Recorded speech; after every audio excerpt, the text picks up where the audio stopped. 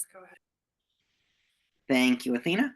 All right, welcome everyone to our February 27th Charter Review Committee meeting. I'm going to screen share the agenda shortly. Just call on everybody. Have a nice night, Athena. Bernie, can you hear and be heard? Yep, present. Ken? Yes, hello. Great. Raphael? Yes. Erica? Yes. Meg? Yes. Excellent. We're all here. Announcements are, I will screen share the agenda. Bernie may screen share one document for us to review during the meeting, and I'll screen share the Collins Center proposal. Another just quick update that I've been asked by Town Hall to share with everyone is that there is a CDBG Advisory Committee hearing on Thursday, March 13th at 7 p.m. And you can join that virtually and check it out on the town website for community development block grant funding. So if anybody's interested in that, I've been asked to share it. Now I will open this up. You all can see my screen. So Athena did not, obviously she's been sick, so no expectation for her to, but she didn't, Dan resigned, so we don't have the meetings minutes for the 16th. She's going to take those for the 30th and the 13th. Raphael said you weren't able to do the meeting minutes for the 13th. Did you ask to see if a staff person was able to do that? And if not, I will do that and get them back to us for our next meeting. Yeah, I could do that, Julian. Okay. I shared why, so I'll do that. You got it? Okay. I got it. Let me know if you need anything, and that can come to our next meeting. And then I'll look on here, the meeting minutes for the 30th. Could we remind us of who took minutes for the 30th? Remind me.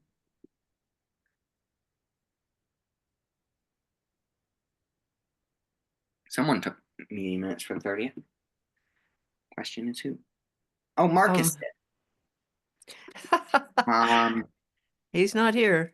He's not here. That being said, I can screen share the meeting minutes.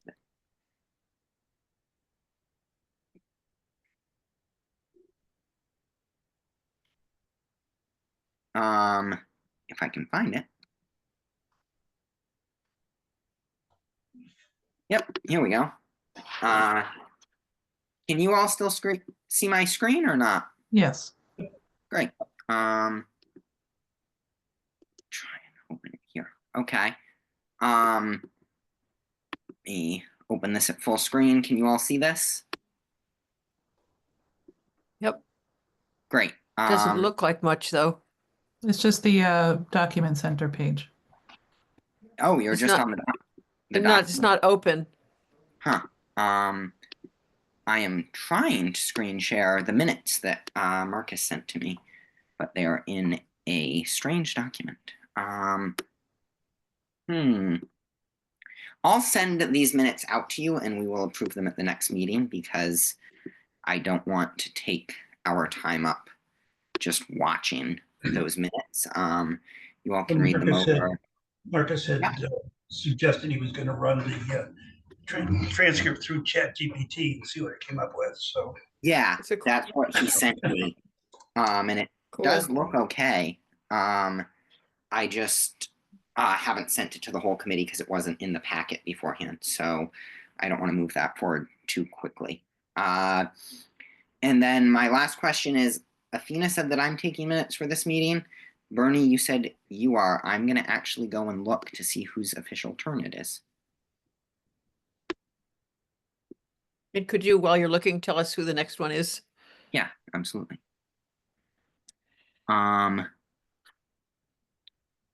It looks like it is Bernie and then me. okay. Yep. So we'll have Bernie take minutes for this meeting and I'll take minutes for the next meeting. And does that work for you, Bernie? Sure. Great. Awesome. So I noticed that Samantha's joined us. I appreciate it. She's here to discuss social media and how we can reach out for social media. I'm going to move to that point in the agenda just so you don't have to spend your entire evening with us. So we can be boring. So I will Oh, move no, this you don't. along. We're not boring. So the minutes we have all set for the minutes for January 30th. I'll send those out to the committee members after our meeting and get back, and we can vote it next time. The other two meeting minutes Raphael will bring back, and then Athena will bring back, and Bernie's taking minutes today. So we'll move to agenda item 6, which is social media. We have been aiming to get some public outreach happening both at local venues around town as well as in the form of online surveys and alerts for when our meetings are happening and how to submit comment. I know there's something on the town website where folks can submit comment electronically. That's pretty great. And so on and so forth. So we're sort of looking to expand our outreach into the different means, whether that be the local newspaper or I know we have stuff on the town website, but I think Ken may have had some questions about the website itself. And then also, like, at least my personal interest would be expanding so that we could be seen on the town's media, whether that be Instagram or Facebook or Twitter and so on and so forth. I know that the DPW has been hard at work on our social media Instagram. But yeah. Yeah, happy to. Oh, Meg, did you want to start? No, I want to ask Julian, if you could send us the link for where people can send those comments on the town Yeah. website, because Absolutely. I'm getting I've had 5 or 6 people send me unsolicited their little essays on what they would like to see changed. Okay. And I don't will. I don't know. I want to be responsible to those people. Thank I will you. send that to the whole committee when I send Marcus's minutes after the meeting. Sorry, Samantha, to hold you back. That's Yeah. okay. And thanks for coming, Samantha. I appreciate it. Yeah, no problem. I mean, I'm happy to talk more like overall about things with outreach. Obviously, I know a lot of you have been in town a lot longer. I just started this role as the communications manager for the town in June, so last summer, and moved to the area. So I'm still new, whereas a lot of you, I'm sure, are connected with groups. But I think we've definitely been successful in doing outreach for a lot of different initiatives in town, including other committees or departments' work. And so I know we did do a press release right when this committee launched that included the link to your webpage as well as a link to submit feedback. And I think that was actually mostly drafted by some of you, the members here today. But I'm happy to, I think, as you guys are continuing your work and figuring out a good point where there's something more like newsworthy, like events that it sounds like you guys are looking to have, we can definitely put together a press release that will have a little bit of an update of like where you're at, like a progress report, as well as upcoming events to submit or to come to engage in the conversation. And always put a plug for that form on the website. So definitely happy once you have the details for those public outreach events to send out a press release, which usually always gets put in the Gazette or the Indy or the Current or some of the other consistent articles or news outlets for Amherst.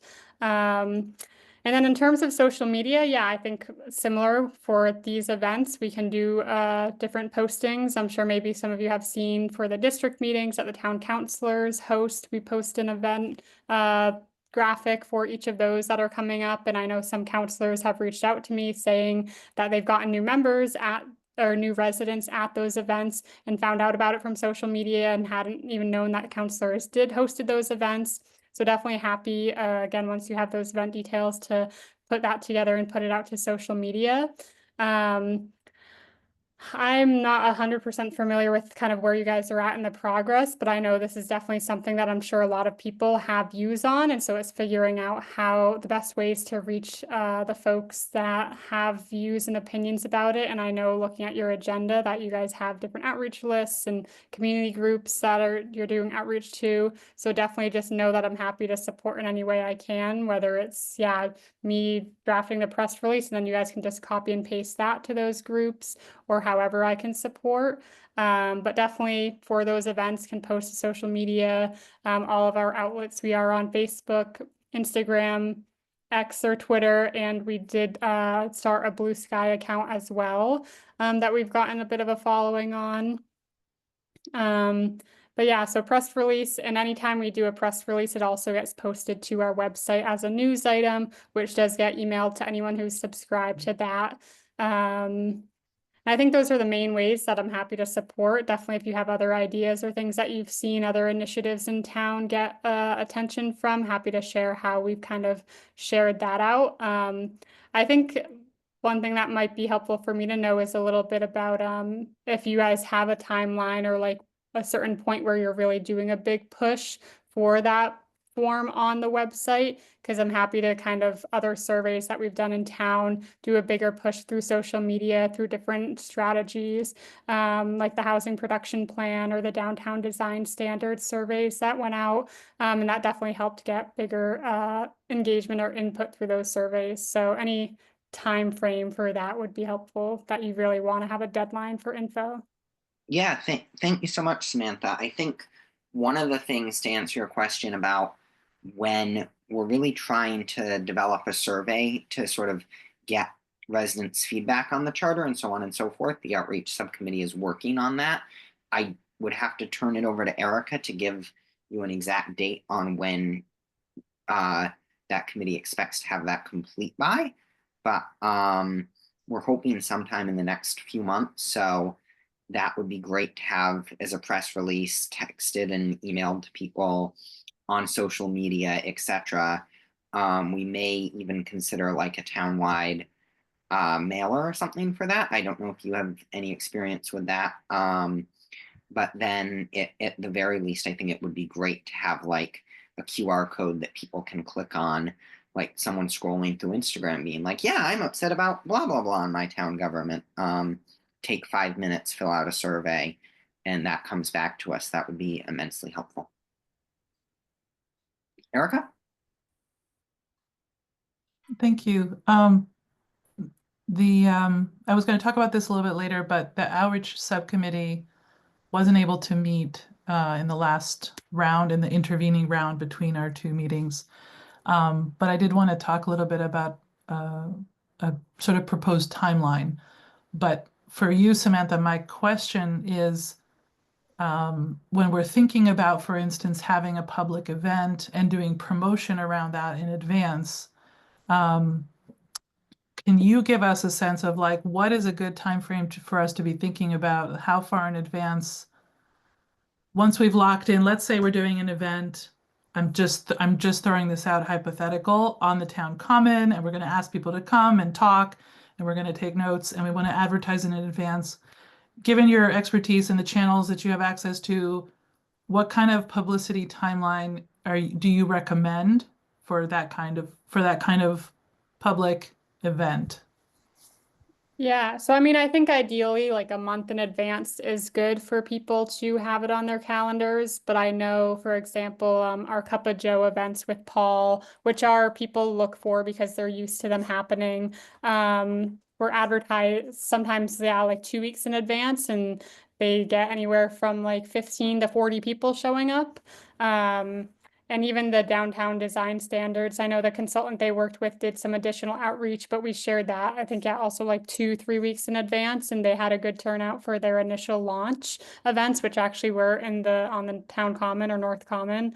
So I think, yeah, between a month and 2 weeks, like 2 weeks is the absolute latest that you'd want to get info out about it. But I think people in town are really engaged and pay attention to the news outlets that our information gets posted to. And thank you. And can I just to follow up, Ken, before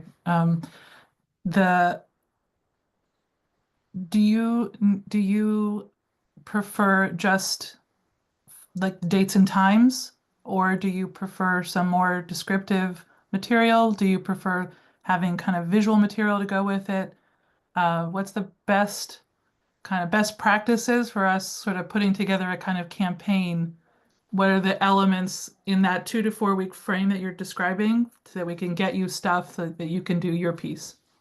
Yeah, so typically whenever I'm helping a department with an event or a survey or some initiative, obviously you guys are the experts on the work that you're doing. So yes, the like details, logistics of the events, and then I know on the website is kind of a short paragraph description of the charge of the committee. But I think just, yeah, just any information that you have, and then I kind of reformat it into the best format, make sure that it's easy to understand and accessible for anyone in the community. So, I mean, more information the merrier, but I wouldn't invest too much time in developing language for it. Really just like what's going to happen at the event, what people can expect, whether it's community conversations, presentation. I think the format of the event, logistical details, and then yeah, a lot of the descriptions of the work you guys are doing is already on the website. So it shouldn't be too much information to send me. And then in terms of graphics, I typically develop any graphics for town programs or initiatives, so you don't need to worry about doing that unless someone was really interested in it. But it just helps keep branding consistent for all town initiatives for me to do it. So I'm happy to do that. Great, that's very helpful. Thank you. Yeah, no problem. Thank you. Ken? Can you, Samantha, just briefly tell us what platforms that the town is currently active on? And maybe, not maybe, but secondly, what is the town involved at all, or do they get into Nextdoor? Is that social media? But I'm just curious because the boundaries of that are not very clear to me. So I tend to see stuff in Northampton, even though it says it's sort of my neighborhood. So I'm not sure how effective you've found that, if you've actually dabbled in it. Yeah, so just to start, kind of what we generally do any outreach on is, yes, our website, knowing that that's kind of the main place that people look for information. And then for social media, yeah, we're on Facebook, Instagram, Twitter, X, Blue Sky, and then also on LinkedIn. So those are kind of the main outreach, and then through press releases often kind of amplifies our message in multiple news outlets, including like video, like Western Mass News and 22 News, and a lot of the other news outlets in town. In terms of Nextdoor, that's not something that we've dabbled in. I've like recently met with like communications folks at other municipalities in the state, and I know they're always kind of going back and forth of whether like the town having a presence and utilizing that or as an outreach method, or having it just be community members kind of using it as an opportunity to chat, similar to Facebook groups, just an opportunity to chat amongst themselves versus like it being used as a platform for the town to share information. But I think that's always helpful for, yeah, folks in town who are involved in the initiative to amplify the message on those platforms, whether it be in a Facebook group or be in Nextdoor. But it's not something that the town has dabbled in now. Let me ask one more follow-up question as I Yeah. thought of it. So I work at UMass, and as an employee, I can find ways to maybe get stuff into the whatever the communication circles there. That obviously has to do with UMass, but if the angle was, if you live in Amherst, this is important to you. But my question is that would that be up to us as individuals to try to get something into UMass, or does the town have any sort of relationship that you're able to get towny stuff, so to speak, at UMass at the staff level, at staff and faculty level? Yeah, so I didn't even mention, we do like the like public schools, like Amherst Public Schools. I'm in partnership with their communications person there and get some information put in their like parent newsletter or staff newsletter. So definitely happy to add that to my list of what I can put these on. And then I'm in contact with like the Amherst student newspaper and the UMass student newspaper. A lot of their students do pay attention to what's happening in town. For example, the Amherst College student newspaper did an article on an initiative that the DEI department is doing, and really pay attention to how they can contribute. I know for the housing production plan that the planning department's been developing, a lot of UMass students responded to that as a major population in town that is impacted by housing. But we do have specific partnerships with the University Relations Department. And so I was just actually on a call with Tony Morales and also Joe something from off-campus housing, because we're planning a townwide cleanup in April. And they mentioned how they'll be sure to put the information on all the like newsletters that go out to the campus. I think they were talking specifically about the student ones, but if there's a faculty one, I think it can easily be put on there as well, and can work with Tony on making that happen. Okay, cool. Good to know that. Thank you. Yeah, no problem. See Meg. Meg, go right ahead. Thanks. You're You're muted, Meg. I didn't want to blow my nose. Muted, unmute. Thank you, Sam, for joining us on an evening when you could be home. Appreciate it. We all appreciate it. Do you have any advice for reaching people who live in the 20-some apartment buildings in town? So I think that's where we kind of go back to the classic methods of communications and outreach, which we've been doing a bit more of, but actually printing out some flyers and putting them up around town. So we have been doing that in like municipal buildings, in the libraries, some things at the survival center. So I think we can put more effort into, yeah, printing out flyers and putting them in the figuring out, connecting with the managers of those buildings. I'll say we don't currently have a relationship with any of them except the Amherst Innovative Living and the properties that they run, because they often are partners for a lot of the town events. So we could definitely be sure to get them into the buildings that they run. But otherwise, it may take some extra effort figuring out how to get into the other apartment buildings. Did you say that innovative, what was it? Yeah, it's Amherst Innovative Living. I'm not familiar with what properties that Sounds they like a good run. idea. That's Yeah. just so folks know, that The- is Tampa Kendrick Six. Place, 1 East Pleasant, Spring Street, Oh, those, uh-huh. Olympia, and then there's one other behind Boltwood near Bueno Isano. So Oh, do they have email lists of their tenants, of their renters, do you think? Potentially, but I don't know that they would use, I feel like most time, like when I've lived in an apartment building, they just use it for like maintenance updates or things like that, not so much community things, but I think it's worth Mhm. mentioning. I But at mean, the I think it all depends on the place. Like, well, I don't know. I know I used to live in Amherst Office Park and they didn't have any email list like that. Mhm. But I know some friends who live in Village Park or in East Hadley Road, and they have their own community email lists that we could get into. So North Village does too, or it sort of University all Villages. depends on the place, is sort of my Mhm. understanding, which obviously makes it more complicated for us. But Flyers is a good, putting up flyers is a good Erica? idea. yeah, flyers definitely. Yeah, related question. Does the town, do you or your office maintain a list of sort of civic groups to do outreach to? we don't, I know just like, yeah, how I mentioned that we're planning the cleanup in town. We kind of compiled a list of groups that might be interested there. But I know pretty much everyone in my vicinity in my office has lived in town for like over 20 years, if not more. So they definitely know the groups and probably know the people, but it's not something that we like maintain, but I'm sure we could develop one to help you as you're developing your community group outreach list. Okay, that is something you could help support us with, is putting together that doesn't have to be 100% complete, but like a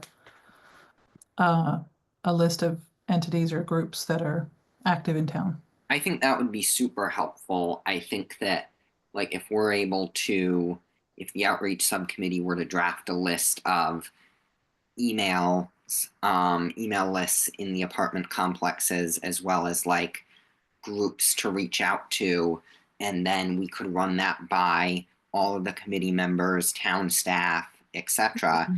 I think we might not be at 100%, but we'd be getting pretty close with the depth of knowledge everybody has, especially if they reach out to folks they know. One other thing that I'm thinking of as we're talking is, it sounds like maybe you'll have the details for some of these events and whatnot, finalized, or like developed by April. So for folks who don't know, in April, there's lots of events in town. There's the like inaugural Amherst Global Village Festival on April 5th. So that will be a huge community event that folks, you could have a table at. I know like the town, like me and Angela will be tabling just about opportunities in town, like getting involved. So we'd be happy to share that space with you all. And you could have, yeah, a little handout with links to the survey, if you have that all set, or links to just the form to submit feedback, or even physical like box where people could write thoughts and put it in. There's also, yeah, we'll be having the townwide cleanup then, as well as towards the end of the month, the Sustainability Festival, which is also coincides with the farmers market.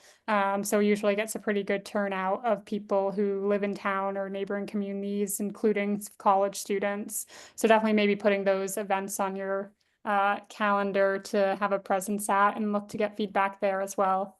If we could have a survey by that date to share via tabling at those events, I think that would be an excellent goal for Meg, Raphael, and Erica to get started on, because that's sort of like almost the spring emergence of the Amherst residents.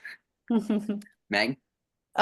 Thank you so much, Sam. Again, if you could, when these events come up, just send either Julian or all of us a note. This is happening. Just we keep trying to be sure we're aware, but just see us as eager to get your emails. That would be great. Do you have contact for me, Samantha? I think so. Okay. Yeah, I'm sure there's Excellent. an email that we've been on, Hey, or I can could ask. you- Bettina. Could you Sounds just good. repeat what the event is on April 5th? I Yeah, missed- so April 5th is the Amherst Global Village Festival. It's being hosted Oh. by the Department of DEI, kind of as one big event focused on all cultural and ethnic communities in Amherst, rather than having Great. one throughout the year for every community. So right now it's set to have like 2 stages, food trucks, different like Wow. vendors and performers and activities. So it's supposed to be pretty big. So we could either have a table or share your table? Yeah, happy to share our table, And because we I- usually just have any openings for boards and committees. So having a survey or a little box or activity to get input might be more fun to have too. I think that would be great, honestly, if the outreach subcommittee had an electronic survey. I'd be happy to print out a QR code, and I can make like a little box with sticky notes that people can put stuff in. And I have a big table at home that we could add to the town's table, so it wouldn't be that tricky. Awesome. Well, thank you so much, Samantha. Any other questions? Yeah, and I can, if it'd be helpful, maybe I was taking notes kind of the different outreach things that we were discussing. So maybe I'll send an email to Julian tomorrow with Great. those notes, just as a refresher of the things That- that I try to help with. That would be perfect. Thank you so much, Samantha. I appreciate you spending some time with us tonight when you're off work. Yeah, thank you. Yeah, I might stay on for a little bit just because I'm curious to learn more about the work you're doing, but Oh, I'll awesome. mute myself. So Thank you. Thank Yeah, you. feel free to hang out or leave, whatever's best for you. We appreciate it. yeah, thank you all. Thank you.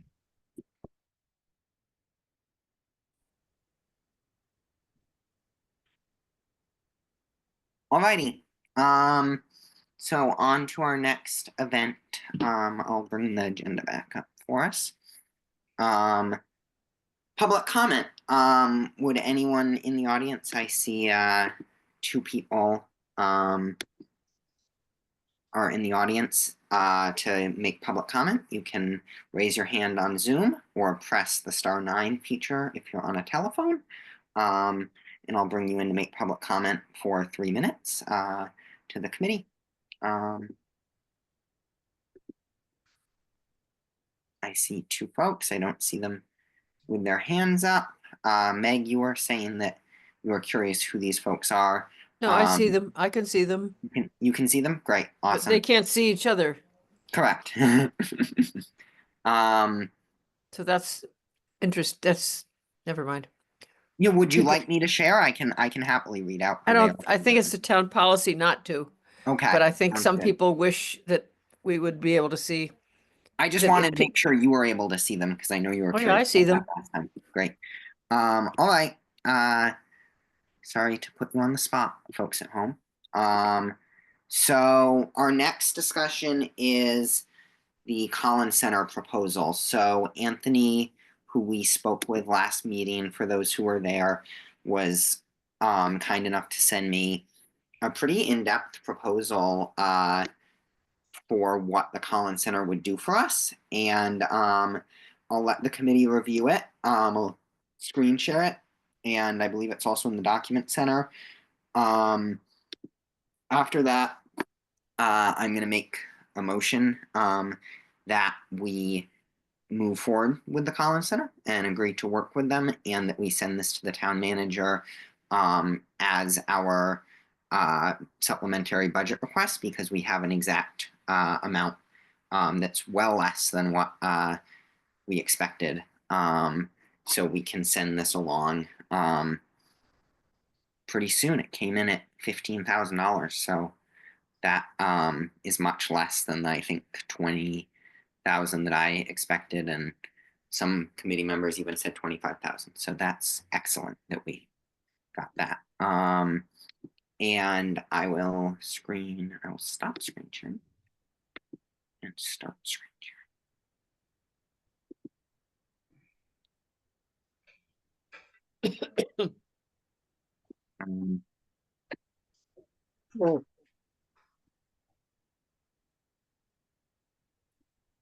All right. Are you all seeing the town website, or are you seeing the We're seeing a white strip. Okay, got it. Thank you. I will move this There. into view. Can you guys see that better? Just Yes. the top of the letter, yeah. Excellent. Great. I will scroll down. Let me know if I'm going too fast or too slow.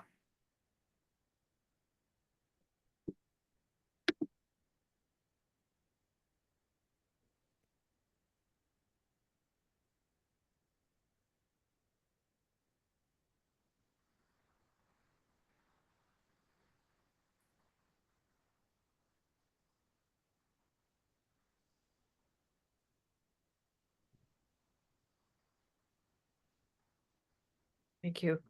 Get right.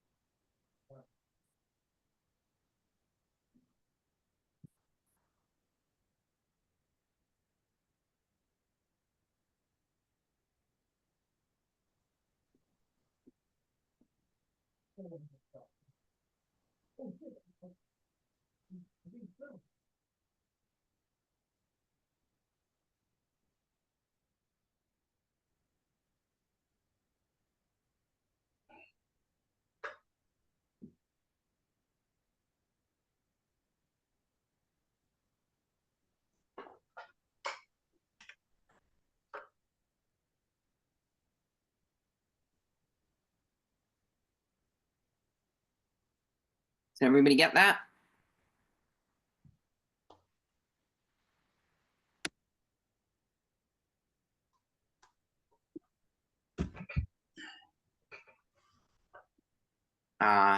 We'll open the floor to questions before I make my motion. Just questions, and then we can debate.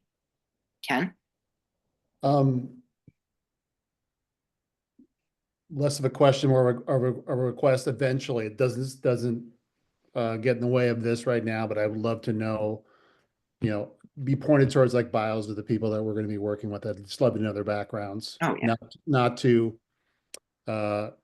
evaluate them, but just to get a little more depth about who they are. I'm happy. I personally looked them up on LinkedIn. So I'm happy to send you along a LinkedIn link. Great, thank you. Meg?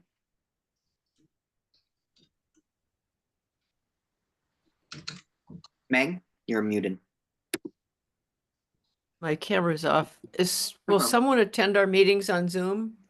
Yes, right here, it says that they will attend 5 meetings, whether they're on Zoom or in person, Where's at that? Okay. different points right here. I've highlighted it. So it's not a lot of hours. It's 120 hours at $125 an hour. Correct. And if you spend, and some of them are higher than that, but so if that's over, say, 10 months, that's 12. Is that 12 hours a month? But doesn't seem like a lot.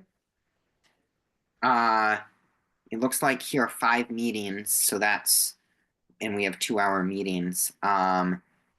So that's pretty much 10 hours. But there's also the hours that it takes them to do email support, research, formal written support, general governance guidance, and charter review strategy, which I imagine staff in their office would spend. Just doesn't seem like a lot of their hours to entire do time. all that.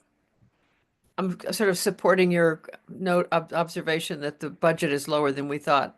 And I'm observing that the amount of hours, the number of hours is low considering that we're planning to go until November.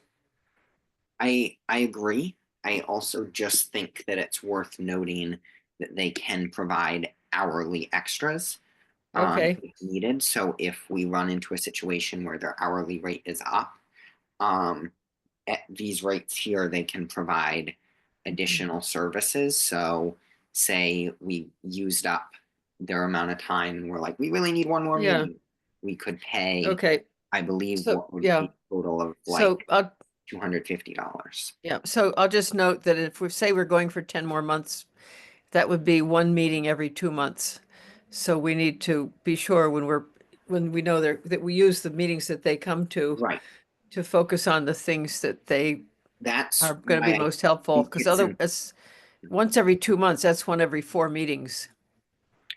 I'll just say for myself, that's why I personally think that it is important that we as a committee can do the outreach, can do the surveys, can do that type of thing by ourselves, and get their assistance where it's really needed with drafting language and getting to the nitty-gritty details of that we as a committee may not be completely able to agree on. But that's just my perspective. Bernie and then Erica? Yeah, I just want to point out that the only place where hours are delineated in terms of is their attendance at meetings. The other functions, email support, research, formal written support, general governance, charter review strategy, none of those are time framed. So those are activities that they can engage in their office and be more productive. So the time that they've noted is really for attending our meetings, for one, and for two, the rates below appear to be, and this may be just a quick question to Mike Ward, the rates below tend to be, I think, are indication of what we'd have to pay if we go beyond the times that they'd be present. So that's like scope of expansion. Those are rates for scope of expansion. But again, when you look at, they're gonna provide a pretty wide variety of support that goes beyond just sitting in at a meeting. And Yeah. I think that's some of the hard work that's going to get done. I've seen work that the Collins Center has done for a couple of other towns. I've been satisfied with how thorough it is. I would just add here that when it comes to like some of these things, like especially research or charter review strategy, we'll pretty much give them a job and they'll work on it until it's done to a sort of adequate or appropriate level. And that might take them 5 hours. It might take them 30 minutes. We don't. Depends on what they have in their databases. Exactly. And how well ChatGPT responds. But the thing to keep in mind whenever you're working with a consultant, especially one that's running a clock, is to be very precise in what you're asking for. And let's not send them on fishing expeditions We're not trying to, reinvent a new form of government. We are trying to critique an existing form of government. So I think if we set some reasonable parameters of what we ask of the consultants, we're going to get some reasonable answers back in a reasonable amount of time. And I'm sure that Mike and his staff will let us know if we're drifting. Right. Erica? So even I was able to review the video, the presentation that they gave at the last meeting, even though I wasn't able to be there. And one of the things that I remember them talking about near the beginning is what kinds of changes or what kinds of revisions might require a special act, like what kinds of proposed revisions to the existing form of government, that sort of thing. That seemed to me like a key question that sort of has recurred in our conversations, and we've proposed like legal counsel and other ways to handle those questions. And so the idea that they would be available to consult on those seems like it's going to come in really useful, especially in that once we have gathered a lot of information and sort of how to process that information into preliminary and final reports, and how we want to sort of cast certain feedback that we get, or how we want to translate that into proposed changes. So that was one part of my comment. So that I think seems like a very useful part of their proposed services, is that kind of professional sort of translation of what, from the feedback that we're gathering, how do we apply that within our purview, within our charge as a review committee. And the other piece that I wanted to just comment on quickly is that where it says charter review strategy and it says offering recommendations on survey use.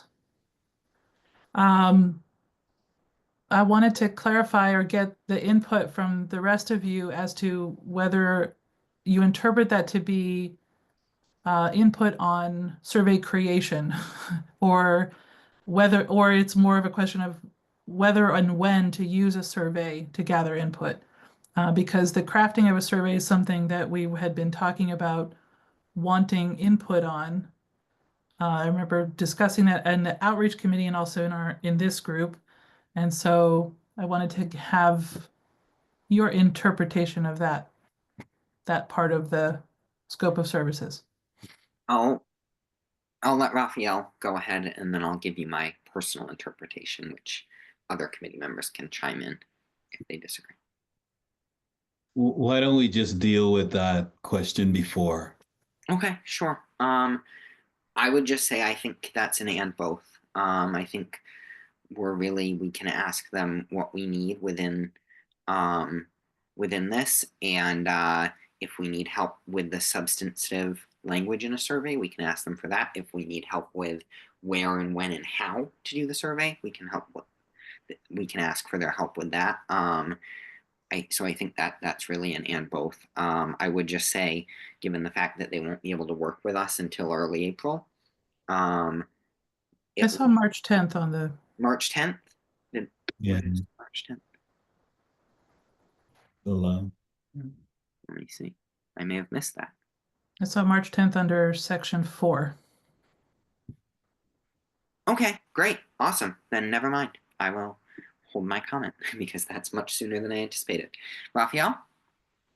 Yeah, I didn't quite read it that way, Erica. Maybe it would be great if there was more clarity. It's probably too late right now, but I think, I don't know. I read it as just use, offering recommendations about how you might use.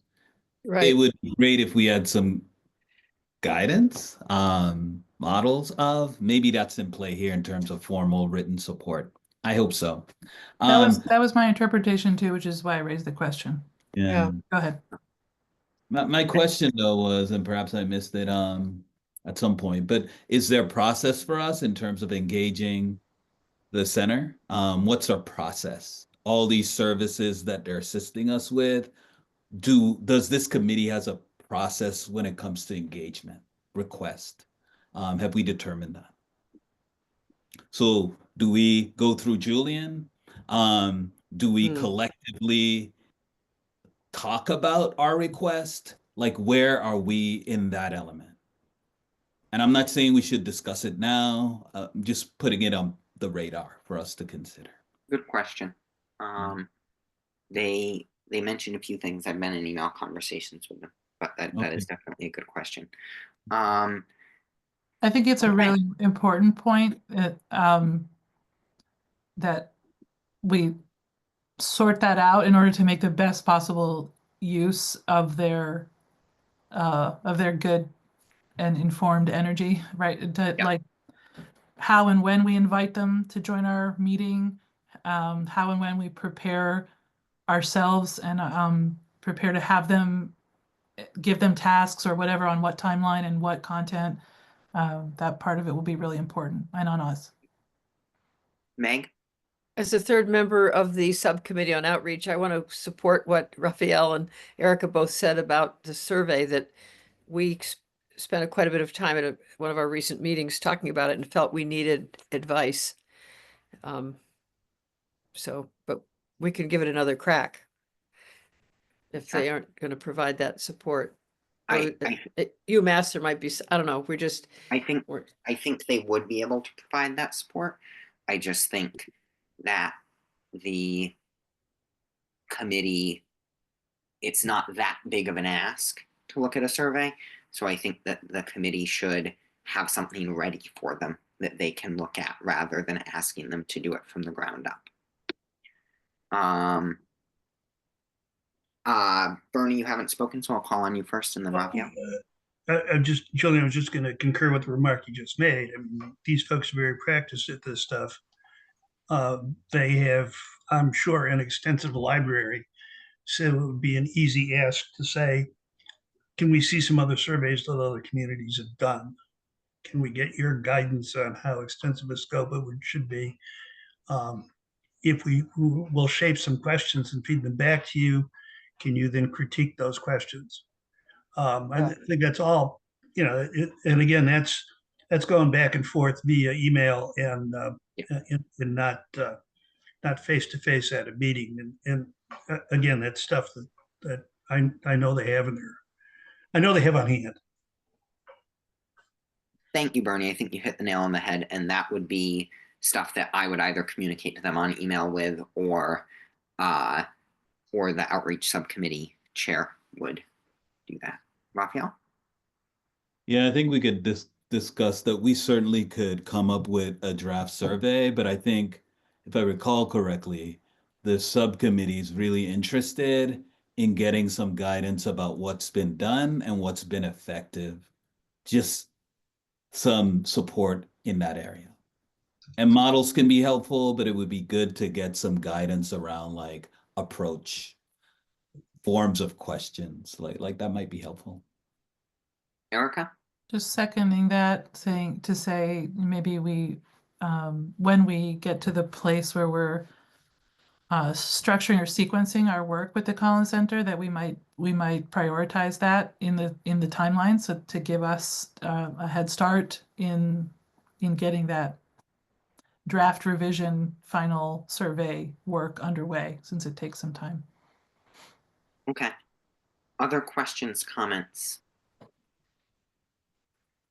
I'm going to make the motion. I'm going to combine sort of two of our issues here, and I'm going to move that we engage the Edward J. Collins Center for Public Policy in our charter review process at a cost of $15,000, and that we send this request detailing their scope of services and the associated costs, broken down both lump sum and hourly, to the town manager and the finance director for a supplemental budget request. And before we discuss this motion, it needs a second.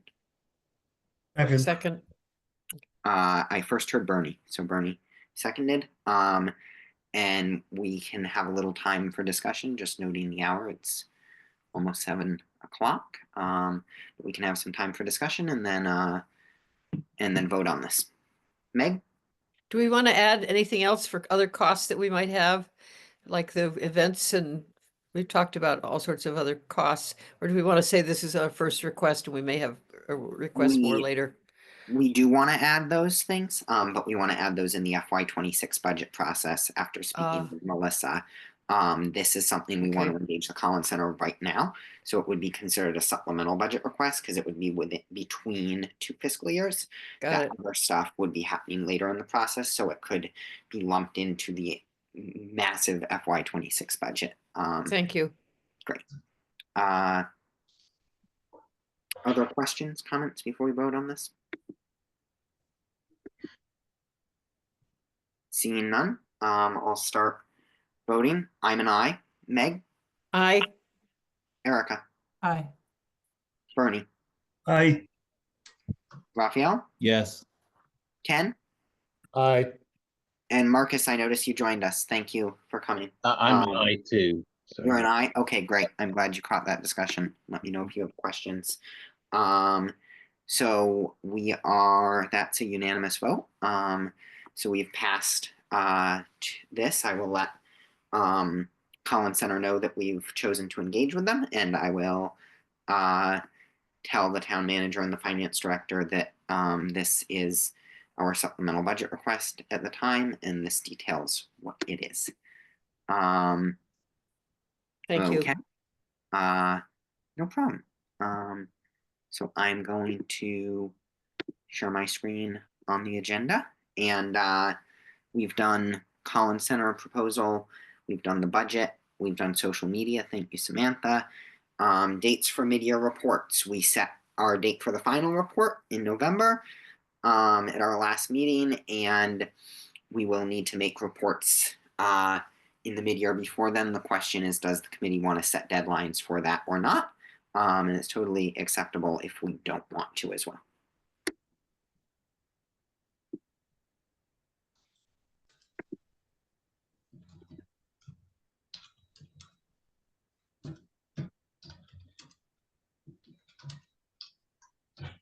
Erica? Is the idea that to set a date for a mid-year report, just to set a deadline, to put a milestone in the calendar? Sort of, yeah.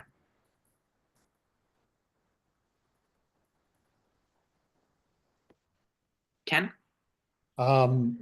Sorry, I'm not good at math, but No problem. do we not do it just 6 months prior to that November final? I'm sorry, I'm okay at math. I'm just being very Nope, simplistic. That's okay. about thinking about it. I'm not doing that in my head. I'm checking my calendar. So don't worry at all. It's May. Yeah, that's May. Yeah. May 31st, I guess we could say. Erica? I would propose that the preliminary report would come a little bit later, that given the timeline, the likely timeline of our public outreach efforts and giving us enough time to do them, that maybe late summer for a preliminary or mid-year report, that then gives us time through the final report deadline in November to revise and do any additional work with the Collins Center or among ourselves. Yeah, I would be open to that. That makes some sense to me, just how the process it's more backloaded than front loaded. I would be amenable to maybe a June 31st, July 1 type deadline. That happens to be the transition of fiscal years.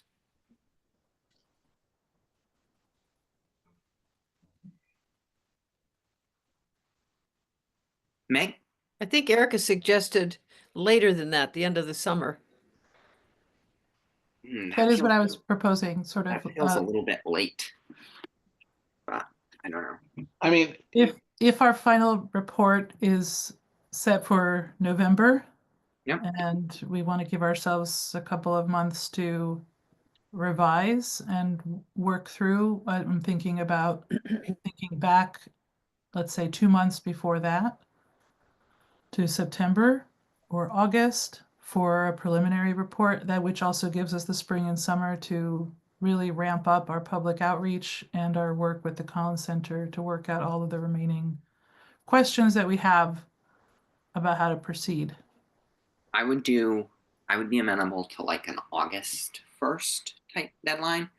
I don't think I could support much later than that, just because we would basically be cramming everything towards the end and not doing stuff currently is sort of what I worry about.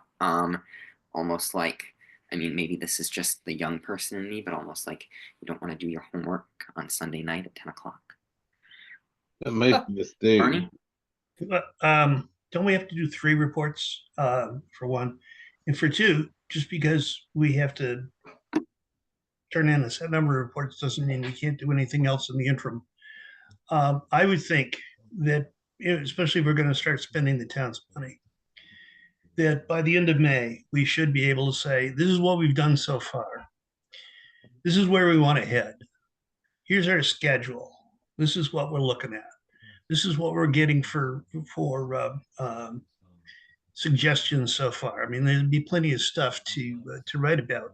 And then you can go ahead and for the second report, dive into, or another report, dive into what's been found with the public outreach.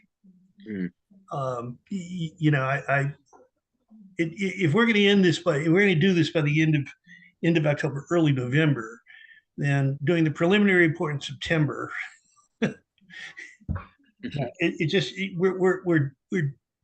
we need to give the council some feedback. This is what we're doing. You know, and this is what we've accomplished. This is where we want to head. And so I wouldn't put this off too terribly much longer. So I'm more comfortable with the end of May as a point than I am with sometime in the middle of the summer or sometime in early fall. Thank you, Bernie. Raphael. I agree with Bernie in terms of initial that initial report, just where we are earlier than later. And then perhaps what follows that is just initial analysis. And then that could probably be latter end of summer. But I think getting something out there early in terms of where we are is important. I agree. Marcus? Yeah, I think the issue is people are going to get wrapped up in the sort of the preliminary report. They're thinking it's more of an early version of the final report, and maybe really what we're just doing is just a status report, right? Yeah. Early May, and then later on, it's not. It doesn't have to look anything like our final report. It just is like, hey, yeah, where we're at. So, I would be amenable to looking at a like June 1st deadline for a preliminary and a August 31st deadline for a mid-year, and then our final in November. How does that sound to some of our other members? We can take a vote on it if someone feels more comfortable with that. Do you want to reiterate that, Julian? That we have our first preliminary report in May 31st, and then that we have our final report, or that we have our mid-year report August 31st, and then a final report later on. Okay.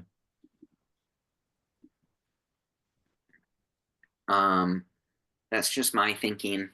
Happy to vote on it. Happy to just reach consensus. I don't know if folks want to discuss more.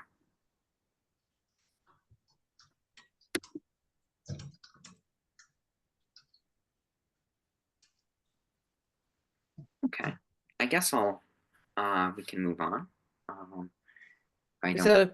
Do we need to vote? Yeah, we can vote on it. You I want? don't need to vote. I just. Yeah, you want to make the motion, Meg, or make a motion? Remind me the dates that you said. I said, you can remind myself, May 31st and August 31st. Okay, I move that we give reports in May 31st and August 31st. I will second that. Thank you, Meg. Any questions, comments before I approach? Second that motion. Yeah, I seconded it. Oh, you Thank did. I'm sorry. No, you're good. It's an Marcus, auto reaction. Yeah. Marcus, how do you vote? I think I can guess. I. Great. Myself, I'm an I. Raphael? I was just gonna ask for a friendly amendment. Oh, okay. Could I we got actually that. tweak things and be a little more specific with the, could we be a little more specific? Preliminary on May 31st Yeah. and Mid-year. mid-year on August 31st. That I completely accept that friendly amendment. Do you, Meg? Yep. Thank you for the specificity. I'll redo the votes. I'm an I. Marcus? Aye. Raphael? Yes. Meg? Yes. Bernie? Yes. Ken? Yes. Erica? Yes. Thank you. That's unanimous. Scheduling a public outreach event. We sort of talked about this with some events in April, but I will pass it off to Erica to talk a little more. Oh, you did talk about this? Can you summarize that? I was just mentioning that we spoke about this with Samantha in 3 events that we could do in August with the community, or excuse me, in April with the community cleanup. okay. And the Earth Day, Sustainability Fest, and the other celebration. Okay. I raised my hand because I wanted to speak about this topic if we could before we move to the next thing. Please. Because the outreach subcommittee wasn't able to meet, some for reasons beyond our control, and but I wanted to try to move the work forward just a little bit, and so I've made a very, very rough timeline. On my own, this is not the work of the outreach subcommittee, but I wanted to just sort of propose it as a working document that I would love to take input on, that we could take back to the outreach subcommittee, especially given what we just voted on for reporting dates and so on, and to kind of give us all a visual for where we stand in the year of our work. Would that be okay? Mm-hmm. Yeah, go right ahead. Sorry. Great. I was giving a thumbs up. Okay, I'll just share my screen. Oh, would you mind? Thank you.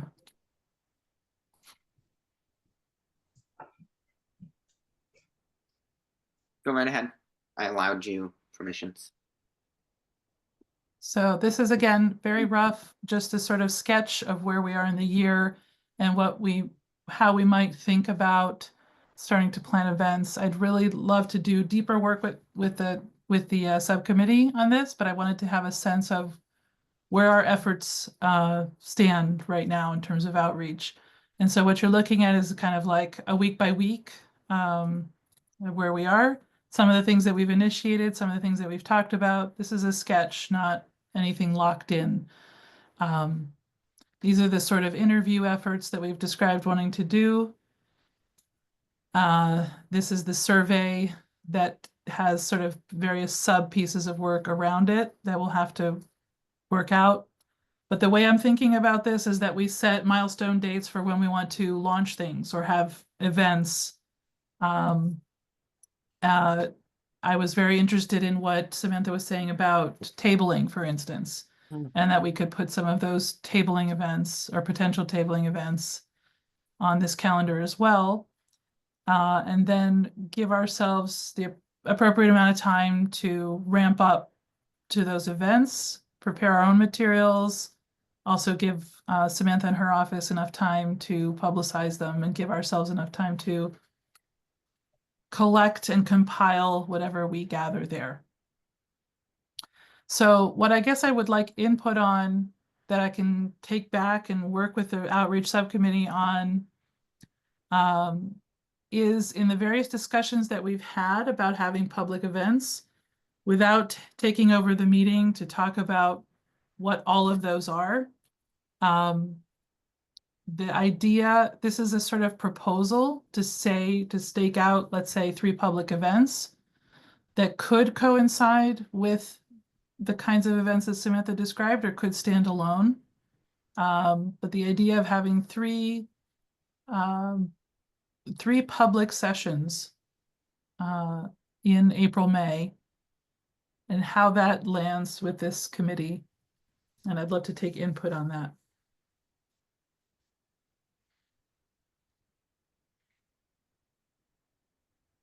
This makes sense to me. My only question or comment here is, could you explain what the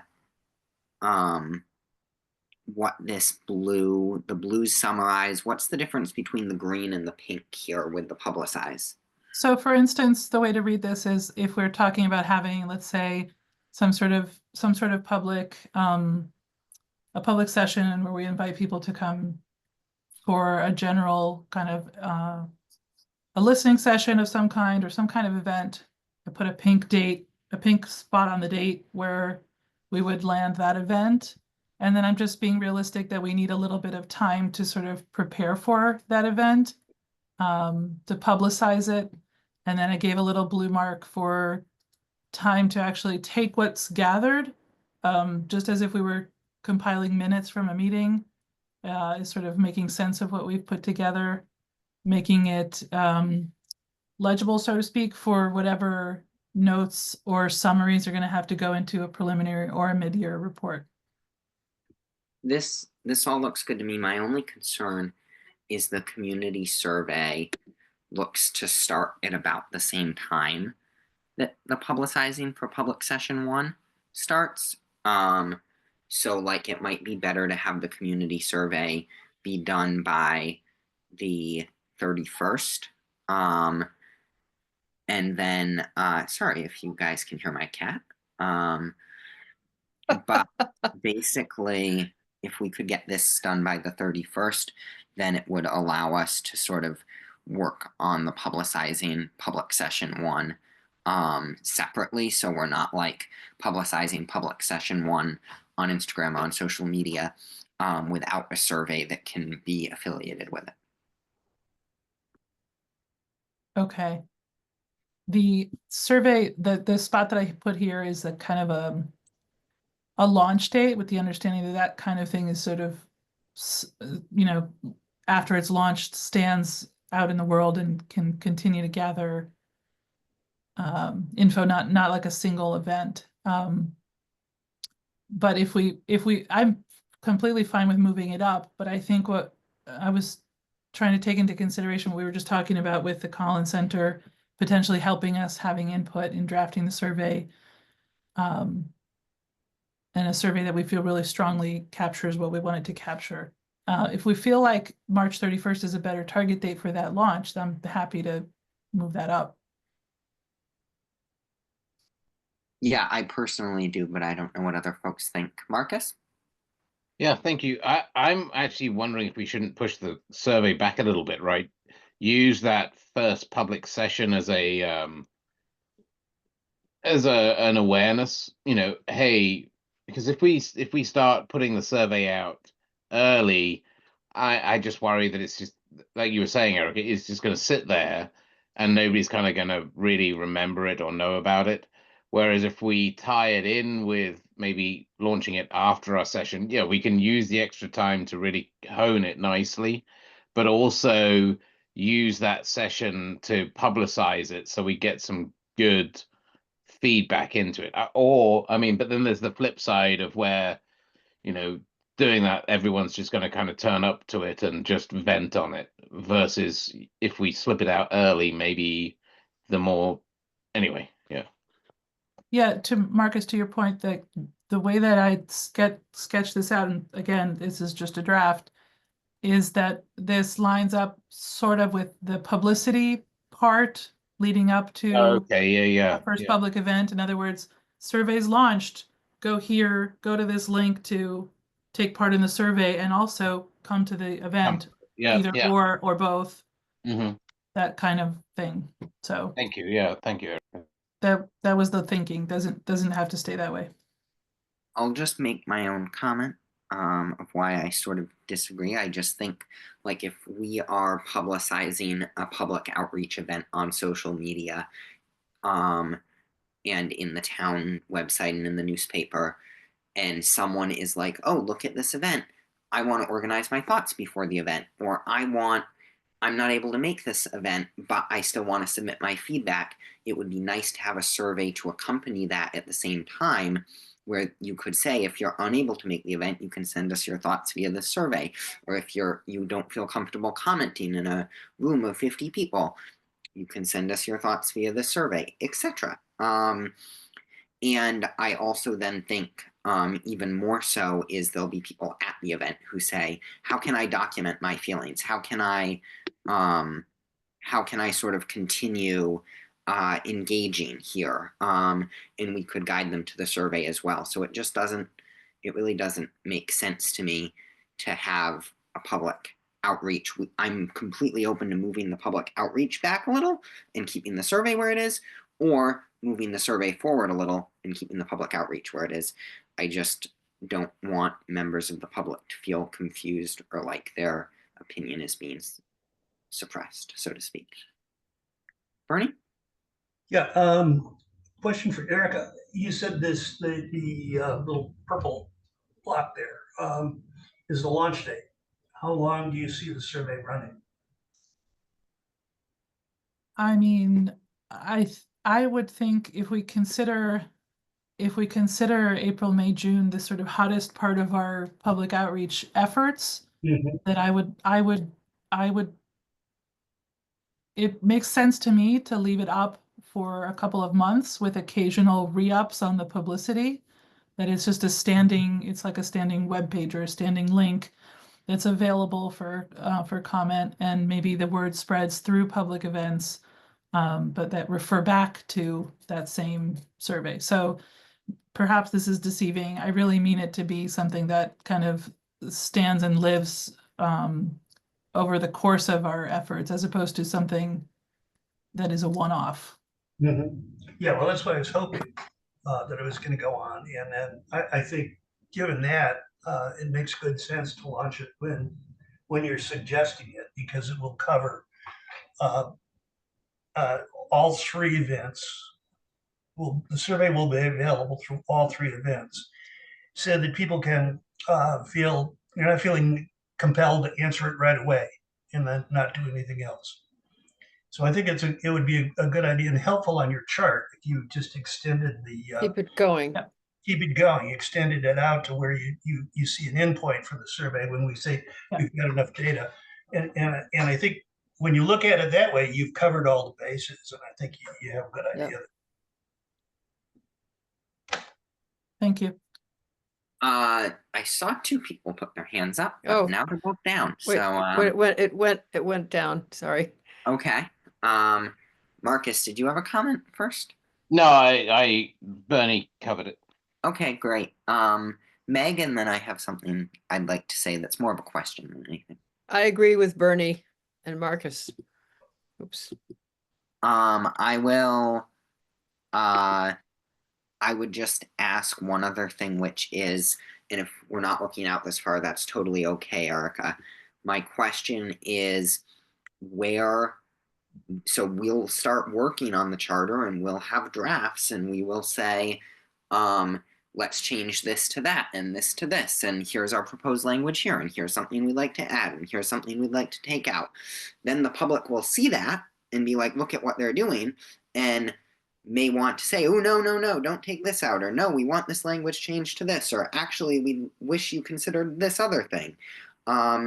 Is there a time that we can engage the public at that point through public outreach sessions and maybe a revised survey? And if that's not here, do you have any thoughts of where you would like that to happen, or if you would like it to happen? Do you mean do you mean sort of repeating the same survey kind of later in our process? Nope.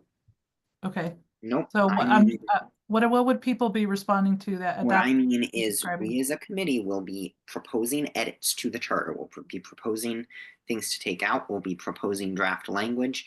We'll be proposing things to add. And the nature of those things may get people from the public who are interested and concerned about them. Say, for example, if we make an edit about the transition, and someone is saying and folks want to say, no, we want to keep this transition section because it helps us for whatever reason. Where will be their time to say that if they haven't put in their public outreach now, but they see us do something and they want to react to it? Where is their time to have that input? It sounds like you're describing something where we would publicize a draft of our findings and then invite public input onto that draft. Exactly. And I don't have an answer, only because we haven't talked about it as a group, that as part of our process. But it's an interesting question to pose to the whole committee.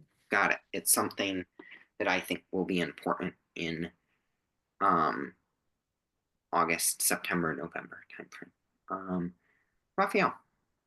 Just frame your question a little differently. So, may we get some insights via survey and other mechanisms about towns' response to charter?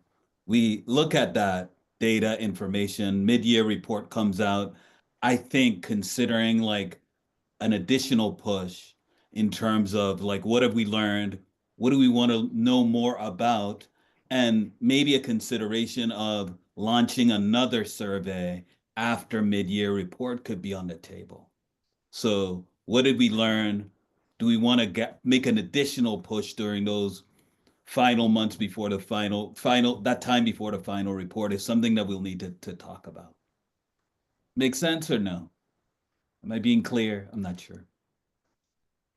I think you're saying that we should consider a kind of another survey during the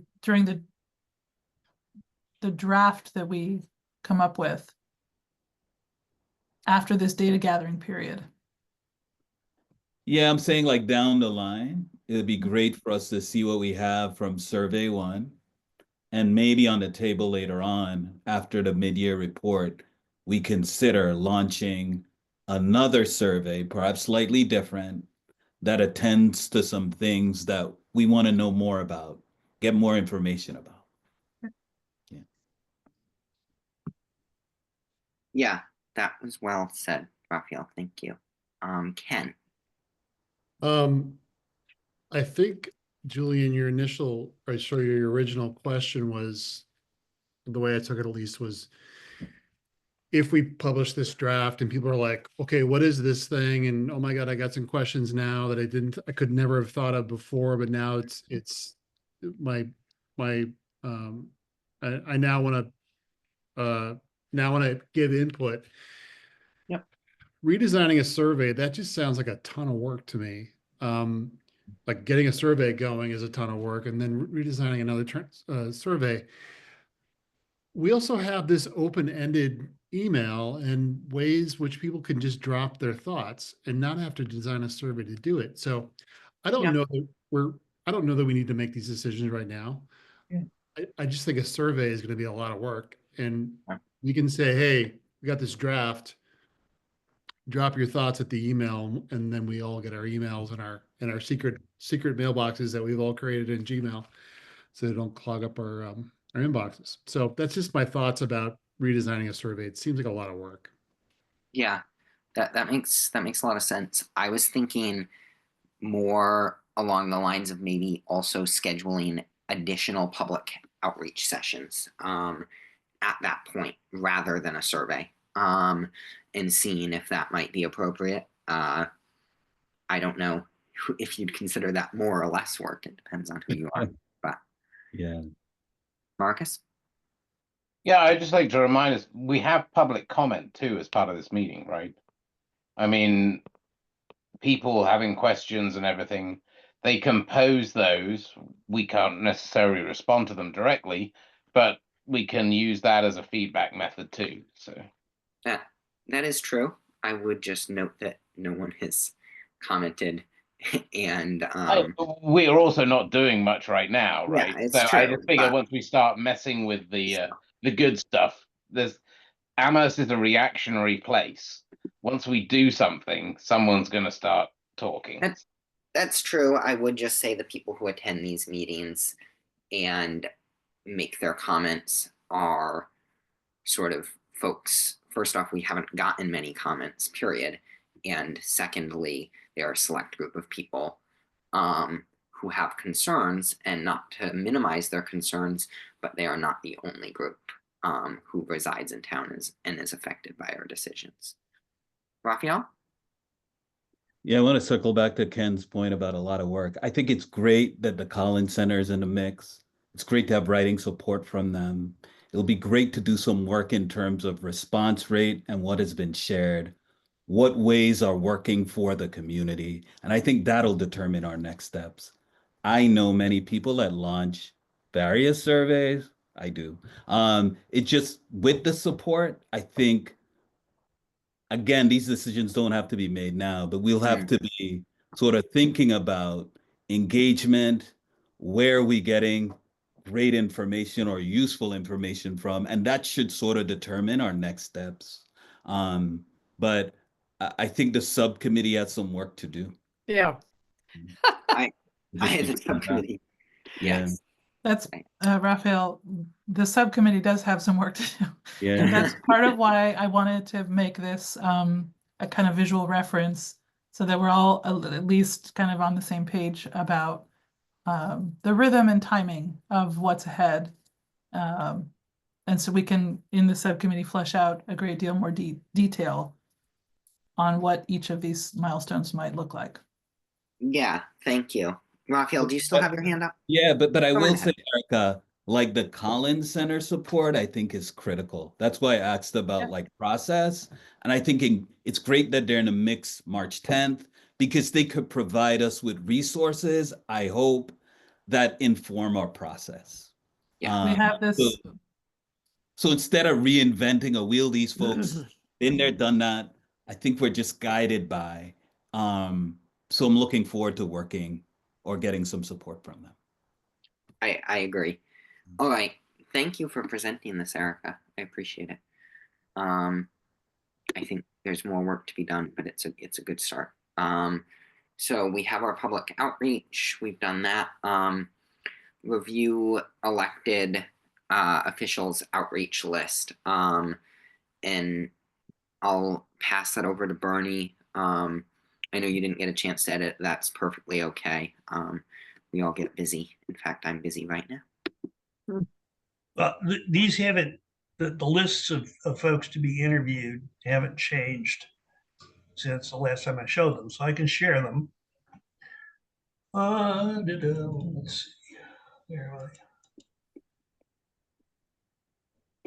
I? Okay, this is the list of electeds to be interviewed. I can send this. This has already been posted. This has already been approved. This has is already that. been posted. That's fine. We're just looking at the staff. The staff is the only one that we haven't approved at this point. This is the new rotation of who will get to talk to who, given that we're now an 8-person committee. So we just shifted, names got shifted around. Got it. If folks want to look at that, we can. That would be just so that we know who's talking to who. That's helpful. Well, I can simply, you know, I can. This has already been posted. Right. And Athena has a copy to post to our as well. So I can in good conscience send this around to whoops, no, I can send that list around to the committee to look at. Right. I'll do that. That would be if people will get it for tomorrow. Now the Right. managers and related staff, this is also a list that's been posted before.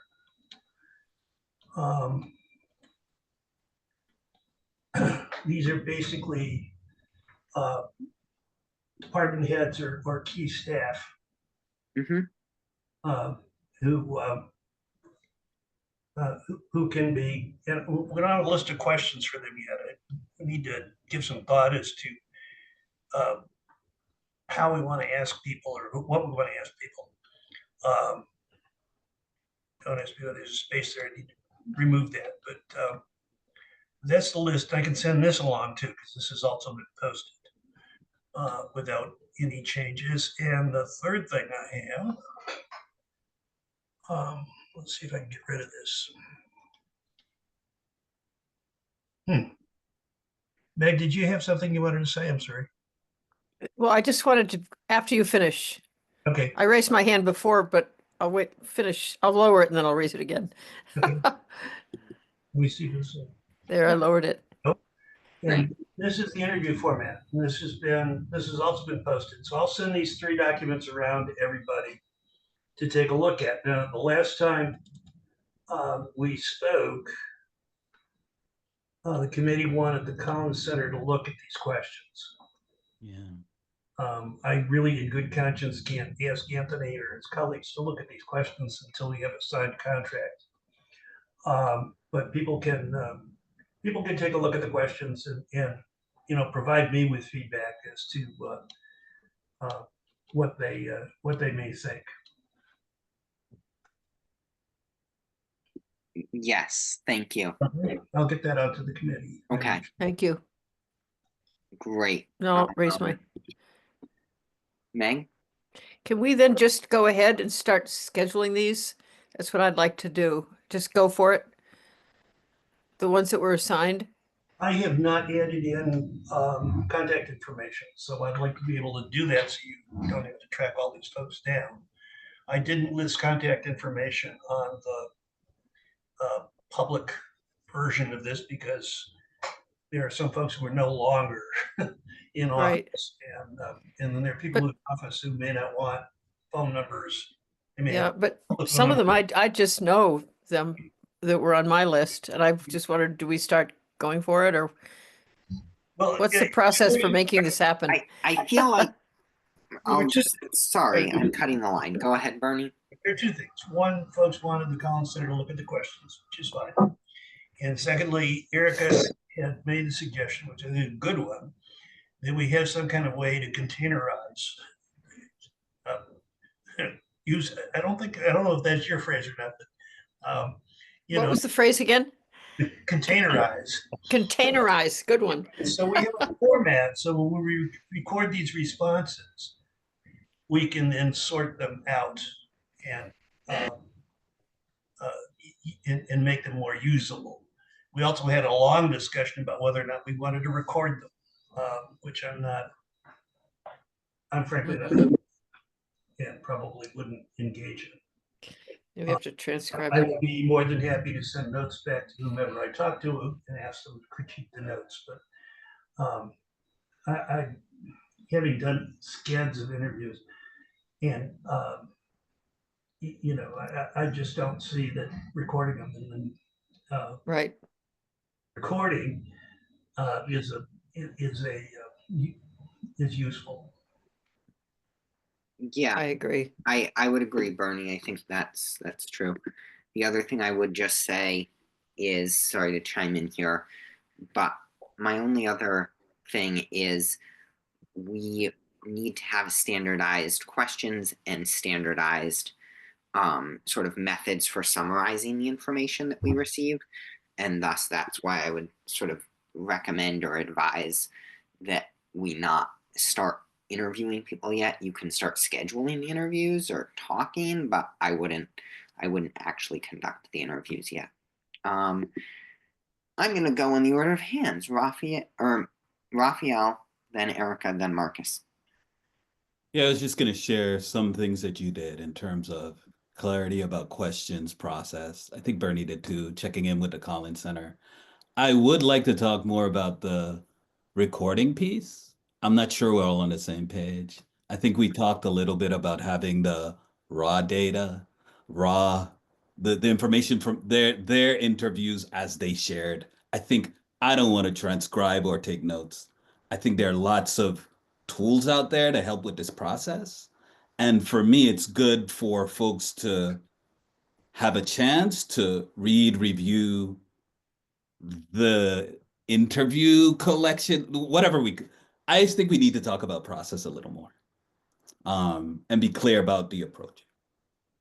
Yeah, I agree, Raphael. We need a formalized way and a streamlined way to record the responses that decreases subjectivity, whether that is recording or transcribing or having some of our members fill out like a form during the interview or after the interview that records positions on certain issues we care about, that records other things they say, etc. We need some way to promote sort of level service and expected outcomes from the interviews to come to the committee rather than sort of hodgepodge situation. Erica? A couple of comments. The idea of the having the questions reviewed by Collins, yeah, I'm saying yes, and that speaks to the idea of standardizing, and that if we get input and feedback and then lock down a set of standard questions, I think we've gone a long way towards that issue. The idea of a container for interviews, yes, and that's something that I can make up and provide, so that we have a tracking mechanism for interviewee, interviewer, and contents of the interview. But the biggest question is this one of recording and what we're doing about that. And I think that while we're outsourcing the review of these questions to the Collins Center, hopefully soon, maybe we put on the agenda for the next meeting to finalize this issue of the recording and transcription. If we have transcription tools that we want to recommend, we should bring that to the meeting and say, this is what I suggest would work well. Because I think we did have the conversation already about the value of recording, not to sort of catch somebody in something, but the value of recording as data to be included in a future report as a sort of, first primary source material to be included. And if we can share with each other best practices and tools around that, then interviewing somebody over Zoom and just having a transcription tool that can take care of it, that just answers the question, then we don't have to debate it. If we've already decided we value the raw data, then we can just talk about tools. But the question, the question of a container, I can work on that tool if that's agreeable to everybody. That's, I think, fairly simple for me to do, but I will need the question answered about what form are those transcripts going to take and where they're going to come from. Yeah, thank you. I'll put that on the agenda for our next meeting. I agree, it's an important discussion to have. Marcus? Yeah, so as we start talking about recording and things, I just thought, do we have, I mean, I guess we need to talk to someone in the town hall as we start talking to staff, union considerations to make. Does the union require that we provide them with a copy of the questions we are going to ask prior to, so that they can get feedback? Or is there a blanket ban, say, on recordings of interviews with staff? I don't know any of the local concerns. I agree. I think that's a good question to ask. I think it's very important that we talk to the different unions, whether that be the Teachers Association or the DPW workers or the firefighters or police or whoever. But each of these groups have their own unions and their own union representatives that I think it's important we speak with their leadership about their concerns. Yeah, I was just saying, it's, talking to individuals often requires going through the union first. Right. So. Exactly. So I think it's important that we we sort of space that out in a way that's comfortable and approachable for them. And Meg and then Bernie. Thank you, Julian. I tend to agree with Bernie on the taping. My concern is that it becomes performative and people are, it's harder, I think, maybe it's not, to ask follow-up when you say this, did you mean this or that? Or could you say more about this? Would the tape record every single sentence that everybody said? I just worry that it would become performative. People would want to read the transcript and edit it, I would think. I probably would. Did I say something I didn't mean, or could I have said that better? I'm not sure taking notes and typing them up is more accurate, but I just worry that the taping adds another layer of performance and people wanting to edit. Then, I can just see if we each have 10 or 12 or 15 or 20 interviews, we have to go back and back and back with editing and take this word out, change that word. I don't know, but I'll go with whatever the group decides. Of course. Julian, you're muted. Bernie, thank you. Yeah, couple of things. When I've participated in organizational reviews, I've interviewed dozens of people, and I used my notes. I didn't go back and share the notes with them. I also had the advantage of saying, your responses, because this isn't public. What I was engaged in wasn't public matters, so I could say, your response to me is your response to me. I'm not going to share it. I want to understand that we may be creating a set of public documents, and what the implications of that are when we start doing some kind of formal recording and formal, this. I agree with Meg about performance. I've never found it necessary, and again, what do I know?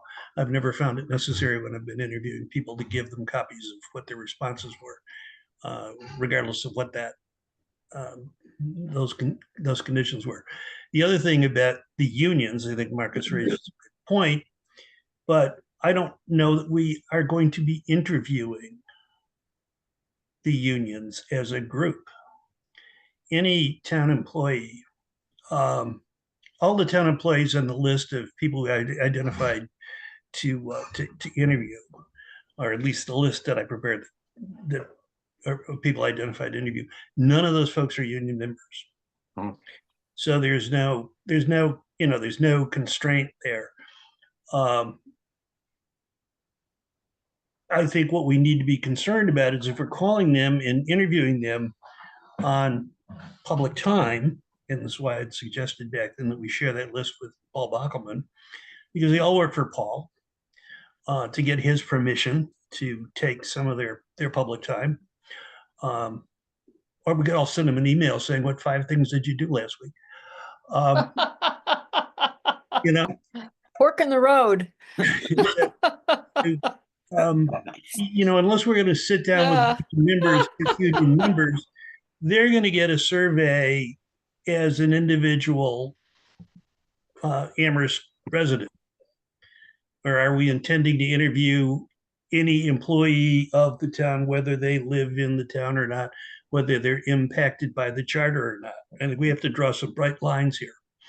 So I think the concerns about the union membership for now can be set aside, because we're not going to, at least we haven't discussed going to the unions, going to a union meeting and having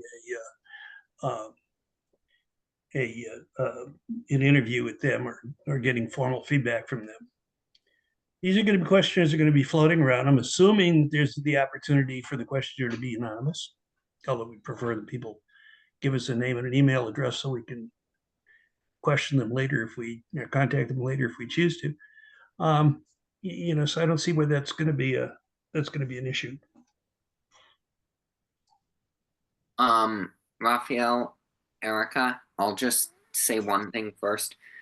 I would say that obviously it would be extensive to speak with every single town staff person, given how many there are, but there are union stewards, union leaders, etc., who may be able to bring forward stuff to their unions or have perspectives that are widely shared among a specific group of town workers as related to the charter. And I think we'd be missing something if we don't speak with sort of the actual workers of the town, not just the management, because the management shares one viewpoint and the workers may share a different one that is equally important.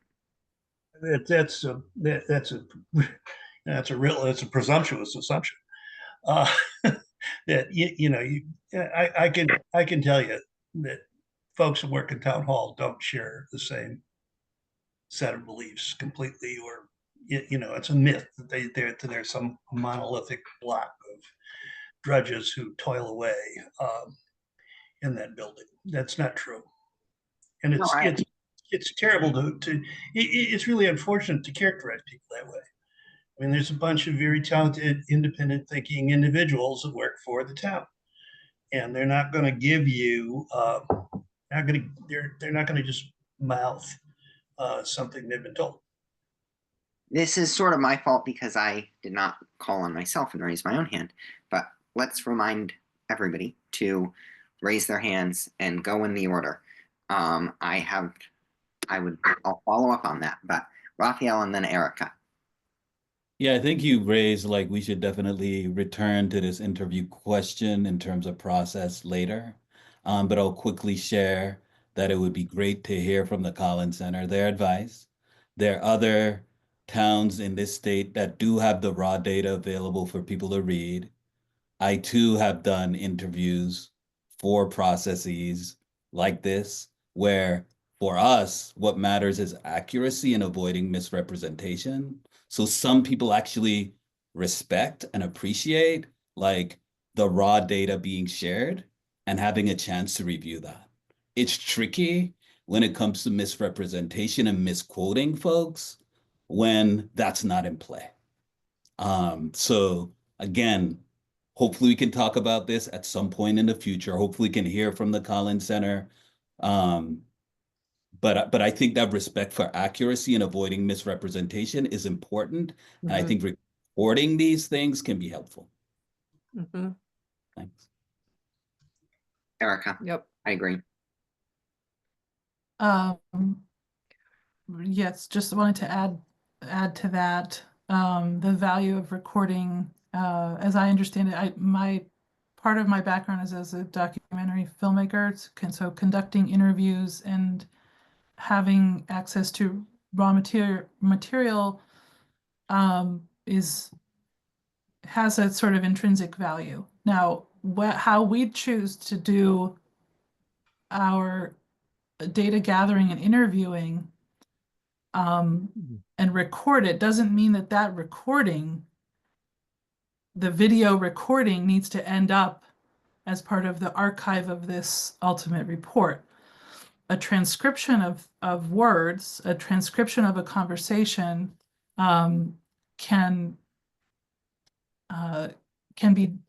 be generated and included, and we can make a decision as a committee as to whether or not we want to create big feedback loops of giving people opportunities to revise their words and edit and perfect them. We don't have to engage in that, right? It's an open question.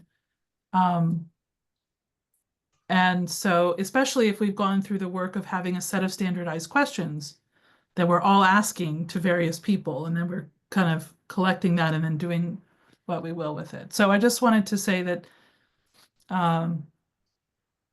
add my 2 cents that to me there's an intrinsic value in recording things the way that people said them, and then that we have freedom to choose as a committee how we want to work with that material. Mm-hmm. I completely agree. I'll just add that I think being quote unquote recording the conversations, I'd be uncomfortable if we as a committee decided to just have people report back to the committee on their conversations with these elected officials and have that be it. That allows for just too much subjectivity, because folks may misinterpret what someone says. They may say, oh, so-and-so said this, when in fact they were actually concerned about this other thing. Having a standardized process for the interviews doesn't necessarily mean shoving a camera in someone's face.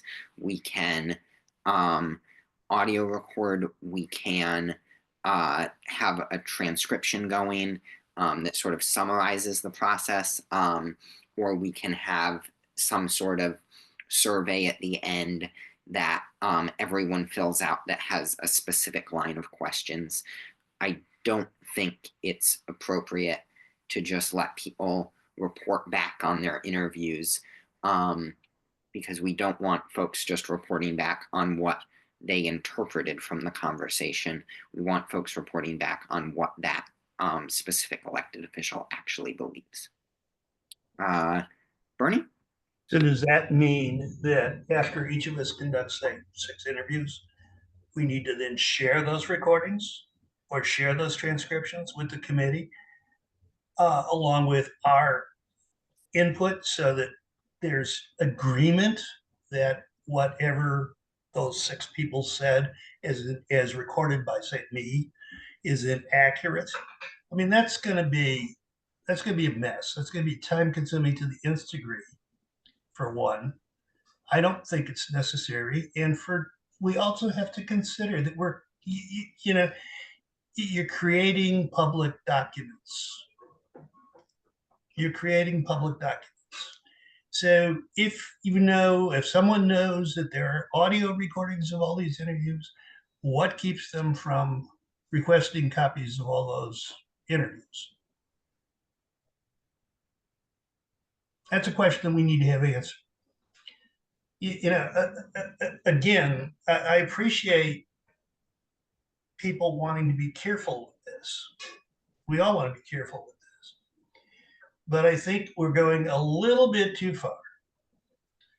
You're going to have what I hoped would be a somewhat informal, relaxed conversation with someone who has lived with the charter, has functioned under the charter, and get their opinions on it.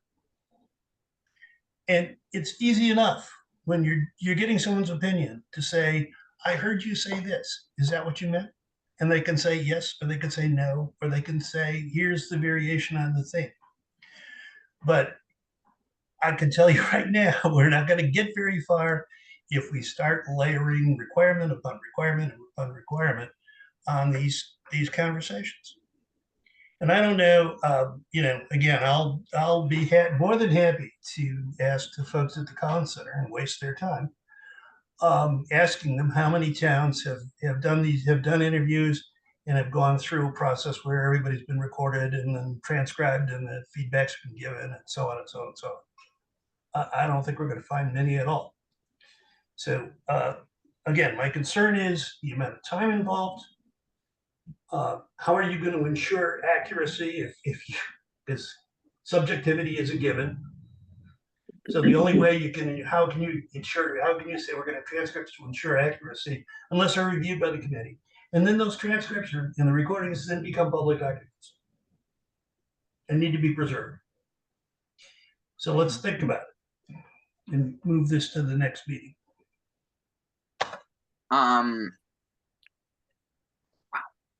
Okay. Mark, yes, go ahead. Yeah, thanks. I was kind of getting, I'm concerned on the security aspect too of all that sort of stuff. But one of the things, I mean, if we're worried about, what misinterpreting people, just send everybody in. I guess my presumption was we would be doing these interviews in pairs, right? So there's 2 of us sitting there talking to somebody, so that we can have different, we can pick out the different angles of it, and That's not how it's been proposed. That's not how it's proposed. It's not not how it's proposed. But that's fine, and I'm just saying that was my kind of thought, and obviously I was out of date for that, but yeah. It's proposed individual interviews, so I don't know how that changes it, but that's how it's proposed. Raphael? Yeah, Bernie's feelings are clear. I'm on the other end of the spectrum. Hopefully we address this later, get Collin Center input. And I'm just gonna say, like, I don't want to be in a position where I'm with folks who like this is interviewing processes. I think it's important if they're clear. And I think there's some people who respect, like, I said this. I don't, the interpretive element in terms of me sitting down and interviewing folks and reporting back what I heard is just tricky. But I don't want to deal with that too much now. Hopefully we can address it later, but that makes me really uncomfortable.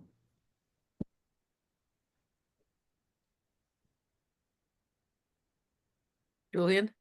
Thank you. Meg, then Ken. Very briefly, I'm convinced more by the people who think we should record it than I was.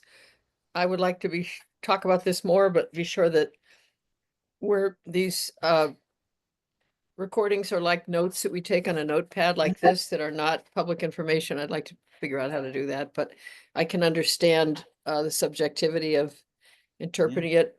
I'm not sure quite how to do it because, like Bernie, I've done a lot of interviews where it's a back and forth. Did you mean this? You know, what about that? But I assume we could still do that, and our questions and back and forth would be part of the transcript. But we do need to discuss this again, I think. I just wanted to say that I'm changing my mind a bit on this, or maybe a lot. Sorry, Bernie. The two older people in the whole committee like, no, I don't want to record it. I mean, someone will have to show me how to do the AI thing, but I've learned things. I mean, I'm not going to listen to a thing and type it. That is for sure. Zero chance that would happening. You know, Zero, minus zero, less than zero. Like I run screaming out of the room.